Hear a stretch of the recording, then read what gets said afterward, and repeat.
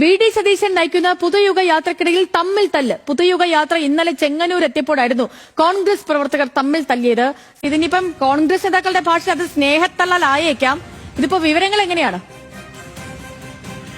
ഈ ദൃശ്യങ്ങൾ ആദ്യം പുറത്തുവിടുന്നത് ന്യൂസ് മലയാളമാണ്. ഏതായാലും ഇന്നലെ ചെങ്ങന്നൂരിൽ പുതുയുഗ യാത്ര, അതായത് വി.ഡി. സതീശൻ നേതൃത്വം നൽകുന്ന പുതുയുഗ യാത്ര ചെങ്ങന്നൂരിൽ കടന്നു പോകുമ്പോഴായിരുന്നു ഇത്തരത്തിലൊരു സംഭവം ഉണ്ടായത്.